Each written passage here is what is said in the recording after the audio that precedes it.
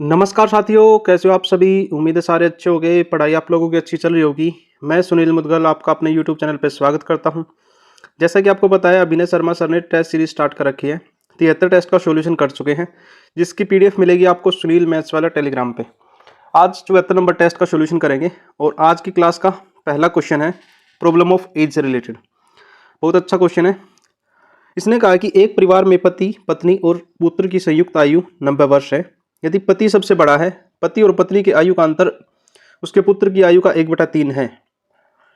10 वर्ष बाद पुत्र की आयु पिता की आयु की आधी होगी, तो माता की आयु बतानी है। चलो देखो, इसको है ना, पहले तो ऑप्शन से कर लेते हैं और उसके बाद में बेसिक भी बता दूंगा इसका। यदि मैं कहूँ हस्बैंड प्लस वाइफ प्लस सन, टोटल एज कितनी है? 90। यदि मैं पहला ही ऑप्शन पुट करना चाहूँ तो इसको मैं यदि 35 पुट करूँ। अब इसने कहा आगे पति और पत्नी की आयु का अंतर जो भी होगा वो पुत्र का 1/3 होगा।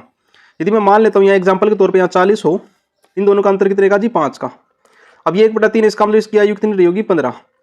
तो 15 और 35 40, 40 सॉरी 15 और 35 50 और 40 90, मतलब ये सेटिस्फाई कर रहा है। यदि ऑप्शन से करोगे तो ये तरीका लगा सकते हो। और आप कहोगे जी सोचे कैसे, तो आपकी प्रैक्टिस होने के बाद सोच अपने आप आ जाती है। चलो इसका बेसिक कर लेते हैं साथ में। मैंने कहा भाई हस्बैंड प्लस वाइफ प्लस जो सन की एज है वो 90 साल है। और इसने कहा है कि 10 साल के बाद पुत्र पिता का आधा हो जाता है और पति पत्नी की जो आयु का अंतर है वो 1/3 है किसका? पुत्र का। तो हस्बैंड माइनस वाइफ जो कि 1/3 होगा सन का। ठीक है,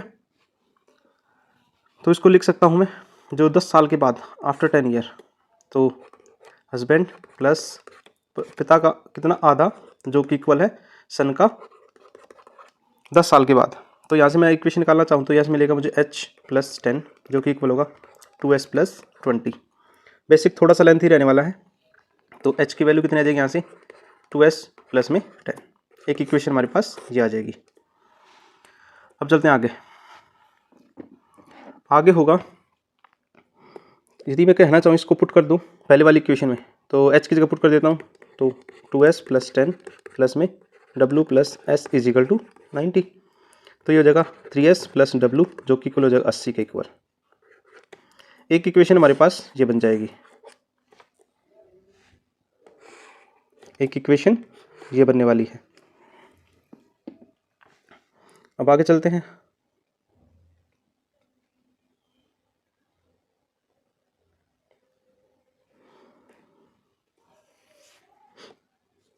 यदि मैं इसी वैल्यू को इसमें पुट करता h minus W is equal to 1/3 of s, तो यहाँ पुट करूँगा तो 2s प्लस में 10 minus W is equal to 1/3s।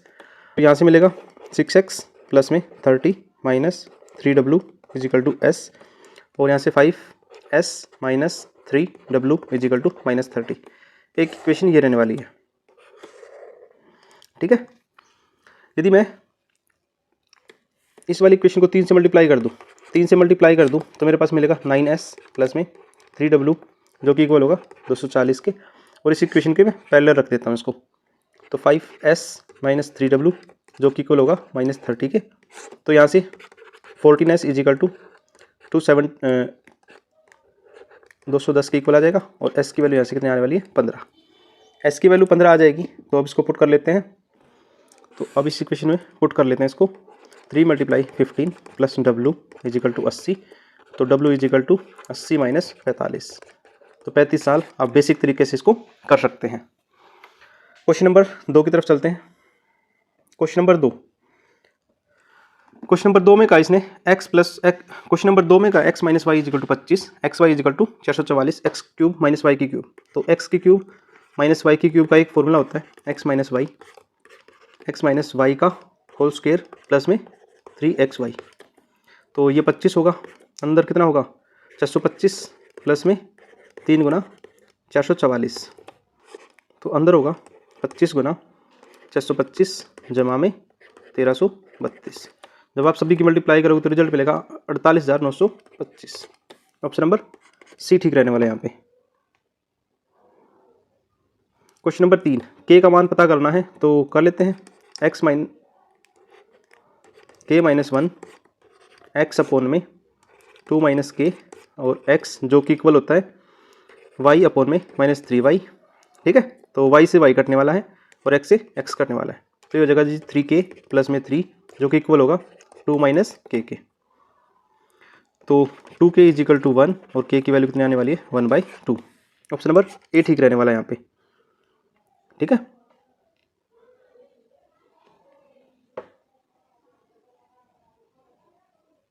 Question number 4 में कहा है 7200 रुपये की एक धनराशि एक निश्चित ब्याज पर 8 वर्ष में 9800 रुपये हो जाती है, जबकि ब्याज चक्रवृद्धि है। यदि ब्याज 4 वर्ष में 6210 रुपये की धनराशि पर चक्रवृद्धि ब्याज कितना होगा। इस क्वेश्चन में थोड़ा सा एरर है। यदि आप इंग्लिश में देखना चाहोगे तो 10 साल दे रखा है और हिंदी में देखना चाहोगे तो 8 साल दे रखा है, यहाँ 5 साल दे रखा है और यहाँ 4। आप किसी से भी कर लो, कोई फ़र्क नहीं पड़ता सवाल पे। मैंने कहा 9800 अमाउंट है, नीचे प्रिंसिपल है जो कि, तो इस साइड में लिखेंगे 1 प्लस आर अपॉन में 100 की पावर 10। मुझे निकालना है 6210 रुपये पर 4 साल का। तो मैंने कहा भाई 6210 रुपये पर निकालना है। चलो पहले ऊपर वाला सोल्व कर लेते हैं। यदि इसको डिवाइड करना चाहूँ तो ये हो जाएगा जी, ऊपर तो आ जाएगा 49 और नीचे आ जाएगा 36। तो इसको लिख सकता हूँ 7/6 की पावर 2 जो कि इक्वल होगा 1 प्लस आर बटे 100 की पावर 10। ठीक है। अब इसने कहा कि 6200 रुपये पर, तो यदि पावर से मैं काटना चाहूँ तो 5 बार तो कट जाएगा, 5 बार कट जाएगा। तो मुझे निकालना जी 6210 रुपये पर 1 प्लस आर अपॉन में 100 की पावर 5। मैं इंग्लिश की वजह से करना चाह रहा हूँ इसको। तो 6210 होना, अब 1 प्लस आर की पावर 5 की वैल्यू कितनी रखी है 7/6, तो इसको 7/6 लिखेंगे। 6 से डिवाइड करेंगे तो 10 6 60 और 6 3 18 और 6 5 35। ठीक है। तो अमाउंट कितना आ जाएगा जी, अमाउंट की बात करूँ तो 7 5 35, 3 7 21 3 24 और 7 एकम 7 अमाउंट ही आ जाएगा। और मुझे सी आई निकालना, तो 7245 में से यदि मैं घटा दूँ 6210 तो 5 3 0 1, तो ऑप्शन नंबर डी। मैं दोबारा बता देता हूँ मैंने क्या किया है। मैंने कहा भाई 7200 से 9800 हो गया, मतलब अमाउंट हो गया 10 साल में, तो 5 साल में क्या होगा, उसका आधा होगा, स्क्वायर रूट हो जाएगा। क्योंकि ये सी आई का मामला है, सी आई में क्या होता है अपना मल्टीपल लेके चलते हैं। तो 5 साल में 7/6 होगी, तो 5 साल की अमाउंट निकाल दिया और अमाउंट में से मैंने सी आई घटा दिया। अब सी आई भी डायरेक्ट निकाल सकते हो, 1/6 निकाल दो, उसका आंसर आ जाएगा। यदि सॉल्यूशन पसंद आए तो वीडियो को लाइक और चैनल को सब्सक्राइब जरूर करें, साथ साथ में शेयर भी कर दें। जिन बच्चों के पास ये सॉल्यूशन नहीं पहुंच रहे वहां तक भी सॉल्यूशन पहुंचा दो। अब 2 लाइन दे रखी है एल और एम जो कि पैरेलल है। अब देखो मैं कह सकता हूं जी जब ये 110 है, मैं डायग्राम थोड़ा बड़ा बना लेता हूं। मैंने कहा जब ये 110 है तो ये वाला 70 हो जाएगा। आपको जी ठीक है, ये 70 है तो ये भी 70 हो जाएगा क्योंकि ये कोरस्पोंडिंग एंगल हो गया। ये 40 है, अब ए 70 तो एक ही ऑप्शन में है, ए 70 ऑप्शन नंबर सी में। बाकी बता देता हूँ, जब ये दोनों कितना है 110 है तो इसका अपोजिट कितना हो जाएगा 110 हो जाएगा। ये बी की वैल्यू है, ये बी की वैल्यू आ गई। ठीक है, सिंपल क्वेश्चन था। Question number 6। क्वेश्चन नंबर 6 में एक सीढ़ी एक दीवार के सहारे खड़ी है, सीढ़ी के पैर और दीवार के बीच का कोण 45 डिग्री है। मैंने कहा भाई ये 45 डिग्री है, तो 45 के केस में 1 1 और √2 होते हैं। आपको जी ठीक है। यदि सीढ़ी के पैर दीवार से 7.2 मीटर है तो ये 7.2 मीटर है, तो ये वैल्यू कितनी हो जाएगी आपको जी 7.2 √2। ऑप्शन नंबर डी ठीक होने वाला है यहाँ पे। Question number 7। इसने कहा कि भाई 4 अंकों की छोटी से छोटी संख्या बताओ जो 2 3 4 5 6 और 7 से डिवाइड हो जाए। तो इन सभी संख्याओं का एलसीएम ले ले। एलसीएम कितना हो जाएगा जी 420। अब मुझे बताना है जी 2800 और 3000 के बीच में, 2800 और 3000 के बीच में, ये तो इसका मतलब मैं 7 से मल्टीप्लाई तो 0 4 2940 मिलेगा। लेकिन कह रहा है कि प्रत्येक कंडीशन में एक बचता, तो मैं एक और जोड़ दूँ तो मुझे संख्या मिलेगी 2 9 4 1 1। अब इस संख्याओं का सम करना है, तो 2 + 9 11 + 4 15 + 1 16। तो ऑप्शन नंबर ए ठीक रहने वाला है यहाँ पे। ठीक है।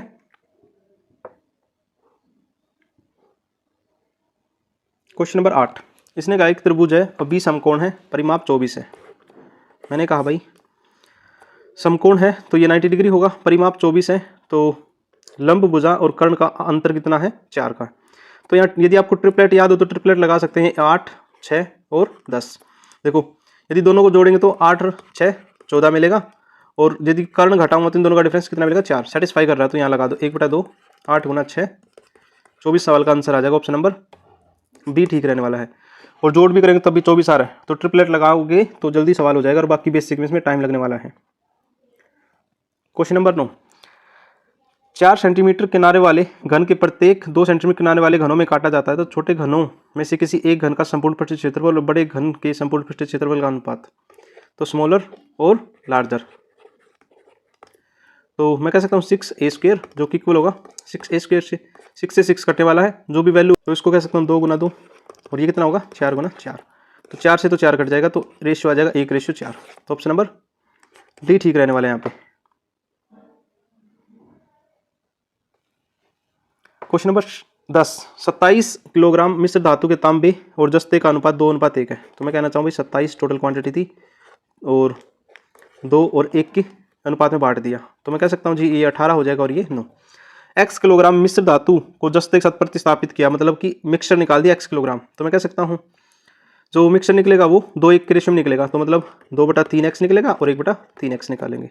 तो कह सकता हूँ 18 माइनस 2/3x और डिवाइड में 9 माइनस 1x/3। अब प्रतिस्थापित किया मतलब जिंक वापस डाल दिया इसने, जिंक वापस डाल दिया, ये कॉपर है और ये जिंक है।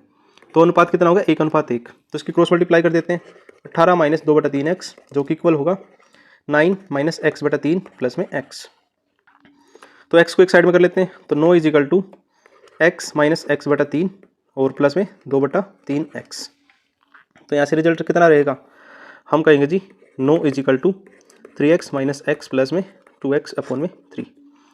तो 3 2 5, 5 में से 1 गया 4, तो इसको कह सकते हैं 27/4 जो कि इक्वल होगा x के इक्वल हो। तो यहाँ से रिजल्ट मिलेगी 6.75। तो 6 × 24 और 3 27। तो ऑप्शन नंबर बी ठीक रहने वाला है यहाँ पे।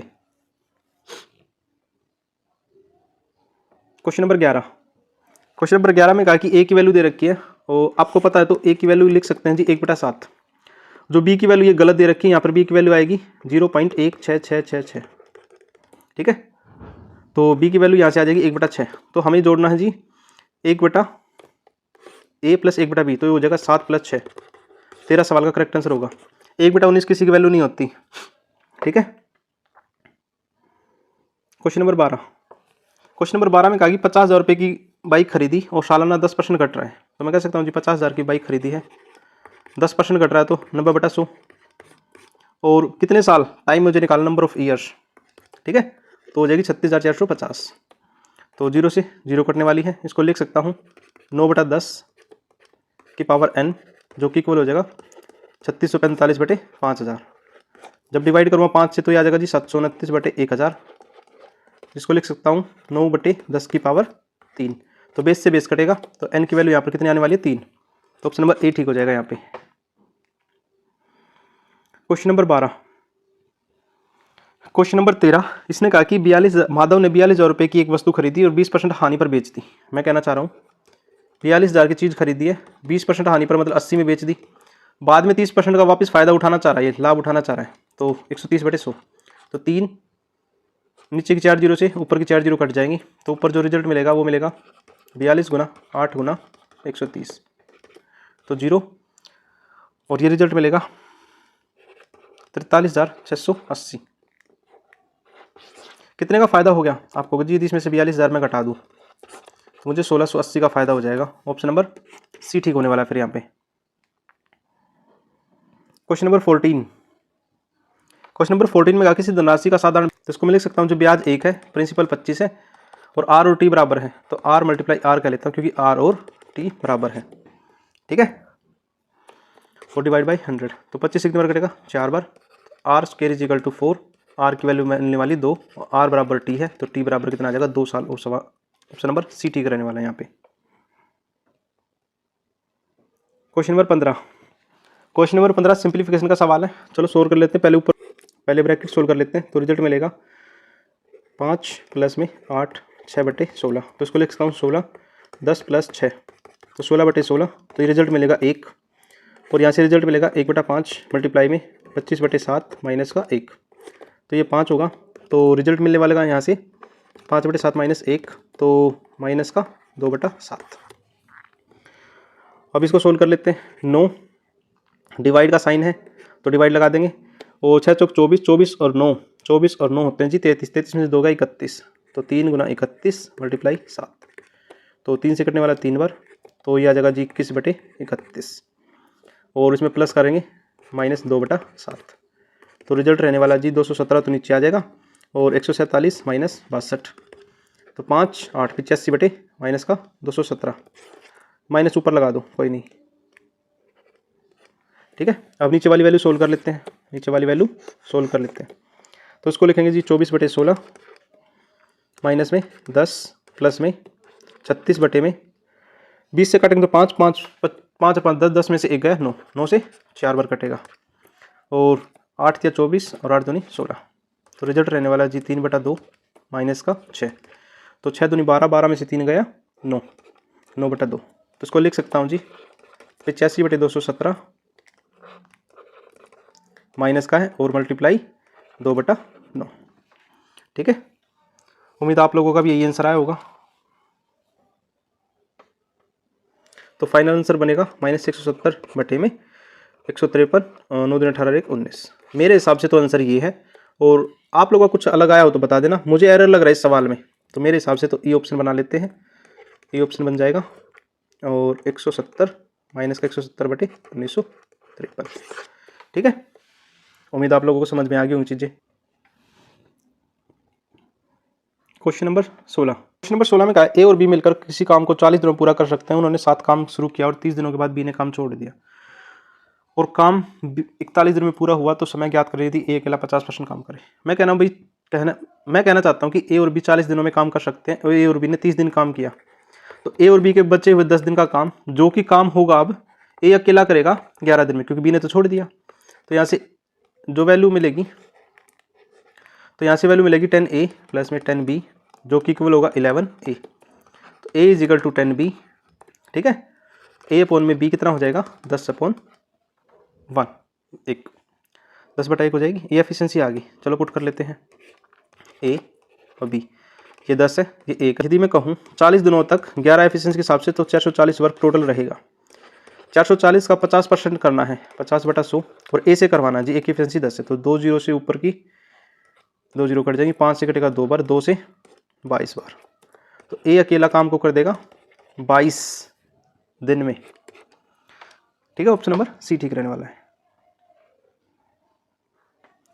क्वेश्चन नंबर 17, इसने कहा है कि पैदल चलकर और सवारी से 3 घंटे 15 मिनट का समय लगता है। तो मैं कहना हूँ भाई वॉकिंग प्लस राइड करके 3 घंटे 15 मिनट का समय लगता है, और यदि राइड करे दोनों साइड में तो 3 घंटे का समय लगता है। तो मैं यहाँ से कह सकता हूँ 2r इज इक्वल टू 3, और r की वैल्यू आ जाएगी 1.5 घंटा, 1 घंटा 30 मिनट। अब ये वैल्यू इसमें पुट कर दूँ पहली इक्वेशन में, तो वॉकिंग प्लस 1 घंटा 30 मिनट, जो कि इक्वल होगा 3 घंटे 15 मिनट के।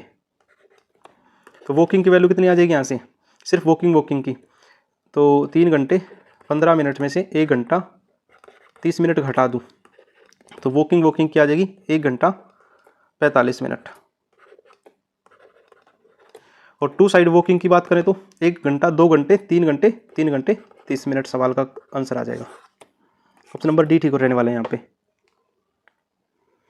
क्वेश्चन नंबर 18, क्वेश्चन नंबर 18 में कहा कि कोस ए इज इक्वल टू 6/7। ये मैं ए बना लेता हूँ, ये 6 है, ये 7 है, और ये कितना आ जाएगा आपका होगा जी 49 में से 36 गया तो 13 आ जाएगा। जब इसको सोल्व करूँ तो इसको लिख देंगे जी कोसेक a प्लस 1, जब इसका रैशनलाइज करोगे cosec a plus coat a का रैशनलाइज करोगे तो ऊपर तो आ जाएगा जी कोसेक a प्लस में कोट a का होल स्क्वायर और नीचे आ जाएगा 1 जब रैशनलाइज करोगे तो।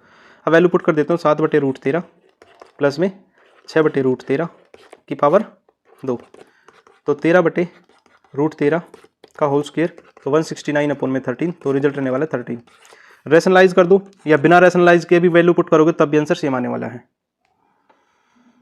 क्वेश्चन नंबर 19, क्वेश्चन नंबर 19 में इसने कहा कि 2 लड़के, क्वेश्चन नंबर 19 में कहा कि 2 आदमी और 3 लड़के काम को 10 दिनों में कर सकते हैं। तो मैंने कहा 2 आदमी 3 बॉयज़ किसी काम को 10 दिनों में कर सकते हैं, जबकि 4 आदमी उसी काम को 10 दिनों में कर सकते हैं। तो 10 से तो 10 कटने वाला है, तो 2 man is equal to 3 boy is equal to 4 man, तो 2 man is equal to 3 boy और मैन अपॉन में बॉय इज इक्वल टू 3/2। ये एफिशिएंसी आ गई, पुट कर लेते हैं। 3 आदमी 3 बॉयज़ किसी काम को कितने दिनों में करेंगे, कौन सा काम, 4 मैन जो 10 दिनों में करते हैं, तो ये वैल्यू पुट कर लेते हैं। तो 3 × 9 + 6 डे इज इक्वल टू 4 × 3 × 10, तो 9 और 6 15, 15 से कितनी बार कटेगा पूरा 8 बार। तो डे की वैल्यू आने वाली 8। ऑप्शन नंबर सी ठीक रहने वाला है यहाँ पे। 19 क्वेश्चन हो चुके हैं और 20वें क्वेश्चन पे पहुँच गए हैं। 20वां क्वेश्चन कल मैंने क्वेश्चन करवाया था, कल वाले टेस्ट में, सेम कंसेप्ट पे बेस है, मैं फिर भी बता देता हूँ। एक पैरेललोग्राम है, यदि मैं इसके बीच में एक ट्रायंगल बना दूँ तो ये एक्स वाई जेड है, जो एक्स प्लस वाई का जो एरिया होगा वो इक्वल होगा जेड के एरिया के इक्वल। ठीक है। अब इसने कहा है कि ए बी सी 24 है, तो ए डी सी भी 24 होगा, इस बात का ध्यान रख लेना। डी सी क्यू 11 है, तो मैं सिर्फ ये वाले ट्रायंगल की बात करूँ, ये वाले पैरेललोग्राम की बात करूँ। ठीक है। यदि ये 24 दे रखा है और एक साइड 11 दे रखी है, तो दूसरी साइड कितनी बचेगी आपको जी? 13 बच जाएगी। तो 24 इज इक्वल टू 11 प्लस में 13, तो 13 ही सवाल का करेक्ट आंसर रहने वाला है। ठीक है। ऑप्शन नंबर बी ठीक हो जाएगा यहाँ पे। क्वेश्चन नंबर 21, इसने कहा कि एक्स अक्ष पर 2 4 का प्रतिबिंब सी है। तो मैं कहना चाह रहा हूँ भाई क्वाड्रेंट बना लेते हैं। जब ये 2 और ये 4 होगा, मैं बना लेता हूँ 2 और 4, इसका प्रतिबिंब कहाँ बनेगा? दूसरे क्वाड्रेंट पे बनेगा, -2 और -4 का। ठीक है। तो ए बी बताना है, तो डिस्टेंस का फॉर्मूला लगा देते हैं। डिस्टेंस इज इक्वल टू क्या होगा? x2 - x1 का होल स्क्वायर प्लस में y2 - y1 का होल स्क्वायर। तो लगा देते हैं 2 -2 का स्क्वायर पूरे का होल स्क्वायर प्लस में 4 -4 का होल स्क्वायर। तो रिजल्ट मिलेगा 2 और 2 4, 4 चौक 16 प्लस 64। तो यहाँ से मिलेगा 80, 80 रूट 80 इसको लिख सकते हैं। 4 चौक 16 पंजे 80, तो 5 रूट, तो इसका आंसर आ जाएगा 4 root 5। Option number C. Question number 22, question number 22 जो कि हमारा कंपाउंड इंटरेस्ट का क्वेश्चन है। इसने कहा कि व्यक्ति ने 3 साल में 10% चक्रवृद्धि ब्याज पर कुछ पैसा उधार लिया और 2 वर्ष के अंत में 8470 रुपये और तीसरे वर्ष के अंत में 13,310 रुपये जमा किए और ऋण से मुक्त हो गया, तो पैसा उधार लिया गया बताना है। मान लेता हूँ लेट अमाउंट हमारा 100 है, तो पहले साल में 100 से कितना हो जाएगा जी? 110, अगले साल में 121 हो जाएगा और अगले साल में 133.1 होगा। 133.1 की वैल्यू दे रखी है 13,310, ये अपने आप का 100 गुना है। ये अपने आप का 100 गुना है, तो ये वैल्यू कितनी आ जाएगी? 12,100 हो जाएगी। 12,100 हो जाएगी। ठीक है। 12,100 कब हुई है? जब उसने पैसे जमा कर दिए। यदि पैसे जमा ना करता तो 12,100 में 8470 और जोड़ देते, तो 0 7 5 20, मतलब कि 2 साल की वैल्यू ये है। तो 1 साल और 1 साल, 2 साल की वैल्यू ये है। तो मैं कह सकता हूँ जी 2 साल की मैं डायरेक्ट कर दूँ 121 होगा, ये 2 साल की बात है। और 121 की वैल्यू 20,570 है, तो 1 की वैल्यू कितनी हो जाएगी? आपको होगा जी 1 की वैल्यू 170 हो जाएगी और 100 की वैल्यू 17,000 रहने वाली है। तो ऑप्शन नंबर बी ठीक हो जाएगी यहाँ पे। ठीक है, क्योंकि अलग अलग सालों की निकालने से अच्छा एक ही बार में 2 साल की निकाल दें।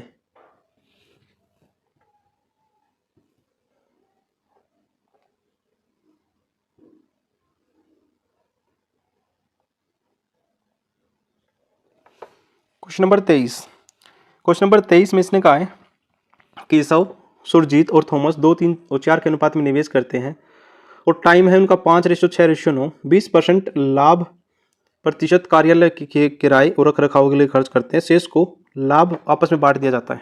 तो मैं कहना चाह रहा हूँ जी केशव, सुरजीत और थॉमस 3 व्यक्ति थे और इनका अनुपात 2:3:4 है। ठीक है, और जो टाइम है वो 5:6:9 है। यदि यहाँ से मैं प्रॉफिट निकालना चाहूँ तो ये 10 होगा, ये 6, ये 18 हो जाएगा, ये 18 होगा और ये 36 होगा। काट लेते हैं 9:5:9:18। जो ये वैल्यू है, ये देखो 20% तो इसने रख रखाव के लिए रख दिया, तो रिमेनिंग कितना बचेगा? 80% बचेगा, ये उसी में बटेगा। तो मैं कहना चाह रहा हूँ जो लाभ है वो सुरजीत का 7264 था। केशव और सुरजीत के लाभ का अंतर, केशव और सुरजीत हमारे हिसाब से 4 और 4 की वैल्यू सवाल में 7264 है, तो 1 की वैल्यू कितनी हो जाएगी आपको जी? 2416। ठीक है, तो 1 की वैल्यू हो जाएगी 1816 और मुझे निकालनी टोटल कितना होगा? 18 9 24, 32 की वैल्यू निकालनी है। तो 32 की वैल्यू कितनी हो जाएगी यहाँ से? 58,112। देखो ऑप्शन दे भी रखा है, लेकिन हमें ये नहीं निकालना, हमें बताना है टोटल। ये हमारी 80% की वैल्यू है, 80% की वैल्यू 58,112 है, तो यहाँ से 100% की वैल्यू आ जाएगी कितनी? इससे ज़्यादा ही आएगी, तो इससे ज़्यादा का एक ही ऑप्शन है 72,640। ऑप्शन नंबर डी ठीक रहने वाला है यहाँ पे। उम्मीद आप लोगों की चीज़ें समझ में आ गई होंगी। Question number 24।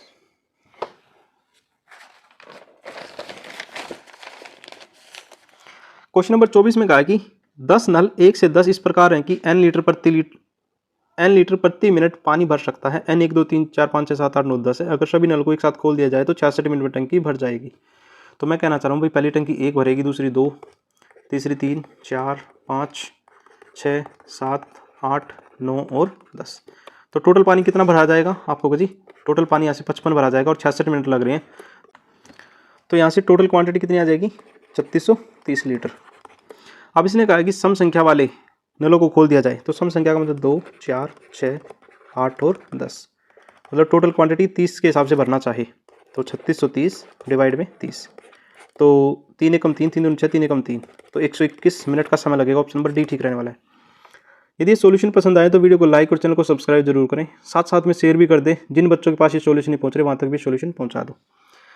क्वेश्चन नंबर 25, जो कि आज की क्लास का लास्ट क्वेश्चन है। एक घोड़ा 4100 रुपये में और भैंस 1400 रुपये में बेचूँ तो 10% का लाभ होता है। तो मैं हॉर्स की बात करूं और प्लस बफेलो की बात करूं, ठीक है। यदि 4100 में बेचूं और ये 1400 में बेचूं तो मुझे 10% का लाभ हो रहा है, मतलब कि मैं कह सकता हूँ कोई चीज़ 100% की थी वो 110 में बेच रहे हैं, ठीक है। यहाँ लिख देता, मैं कहना चाहूँ 5500 में बेच रहा हूँ।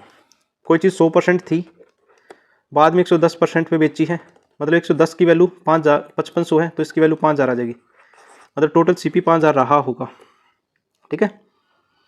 अभी कह रहे यदि घोड़े को 3900 में बेचूं तथा भैंस को क्रय मूल्य पर बेचूं, तो 15% की आनी होती है, मतलब 85%। मैं कहूँ जी ठीक है, मतलब कि 5000 की चीज़ है, टोटल 85% पर बेचना चाहूँ तो चीज़ बेची जाएगी 4250 रुपये में। आप कहोगे जी ठीक है। अब यदि घोड़े को 3900 में बेचा होगा उसने, तो मैं कहूँ जी 4250 में से यदि घोड़े का मूल्य घटा दूँ तो जो मुझे मूल्य मिलेगा वो भैंस का मिलेगा, भैंस का सीपी मिलेगा। आपको जी भैंस का सीपी मिल गया तो अच्छी बात है। अब घोड़े का सीपी निकालना है, तो घोड़े का सीपी 5000 में से यदि मैं भैंस की वैल्यू निकाल दूं तो 4650 रुपये मिलेगा। आपको जी ठीक है। घोड़े और भैंस के अंतर, तो डिफरेंस पता करना, इन दोनों का डिफरेंस कितना होगा? आपको जी 4300 डिफरेंस आ जाएगा और ऑप्शन नंबर सी ठीक रहने वाला है। यदि आप लोगों को ये सॉल्यूशन पसंद आए हैं तो आप यहाँ तक देखिए, तो सभी का थैंक यू। और ऐसी प्यार सपोर्ट बनाए रखें और अपनी पढ़ाई खूब करें, क्योंकि यह एग्ज़ाम आप लोगों का आ चुका है।